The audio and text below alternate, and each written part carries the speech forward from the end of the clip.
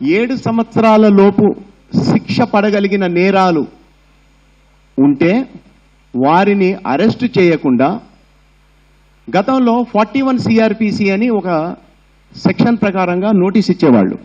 ఇప్పుడు అది 35 బిఎన్ఎస్ఎస్ కిందికి మారిపోయింది.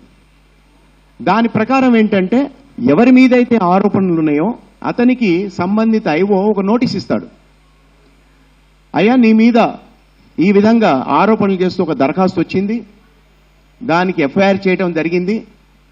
మరి మేము ప్రాథమికంగా కొంత సమాచారం సేకరించినప్పుడు నువ్వు ఆ నేరం చేసినట్టు మాకు తెలిసింది.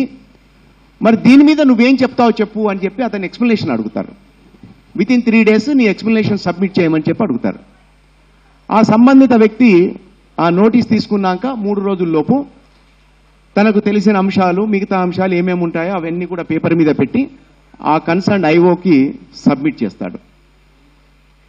ఈ సబ్మిట్ చేసిన పేపర్ ఏదైతే ఉందో ఇది లీగల్ డాక్యుమెంట్. ఇది జాగ్రత్తగా గమనించాలి. ఈ సబ్మిట్ చేసిన ఎక్స్ప్లెనేషన్ పేపర్ వచ్చి అది ప్యూర్గా లీగల్ డాక్యుమెంట్.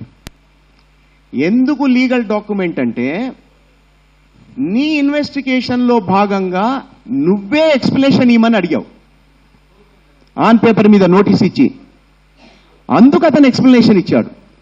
అప్పుడు ఆటోమేటిక్గా ఆ వ్యక్తి యొక్క రాతపూర్వకంగా ఇచ్చిన ఎక్స్ప్లెనేషన్ కూడా ఇన్వెస్టిగేషన్లో భాగమై కూర్చుంటుంది.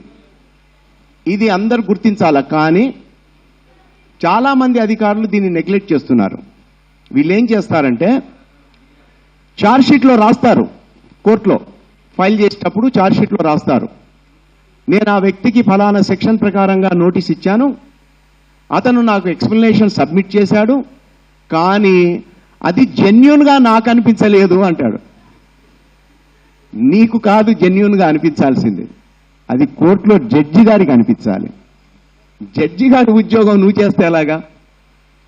నీ పని ఏంటంటే యువరే ఇన్వెస్టిగేషన్ మిషనరీ.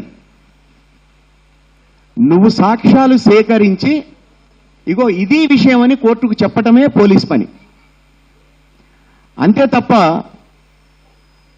వచ్చిన సాక్ష్యాలను, తెలిసిన విషయాలను, ఇచ్చిన ఎక్స్ప్లెనేషన్ని జెన్యూన్ కాదని నువ్వు డిసైడ్ చేసి కోర్టుకు ఛార్జ్షీట్ ఇస్తే ఎట్లా? తీరా కోర్టులో నిజంగా ఏమన్నా ఉందా అంటే అక్కడేముండదు. మళ్ళీ మరి ఈ కాగితం ఎందుకు లేదు తెలీదు, కానీ ఒక లైన్ రాస్తాడు ఐఓ, నోటీస్ ఇచ్చాను, ఎక్స్ప్లెనేషన్ వచ్చింది, దాంట్లో విషయాలేవి నాకు జెన్యూన్ అనిపించలేదు.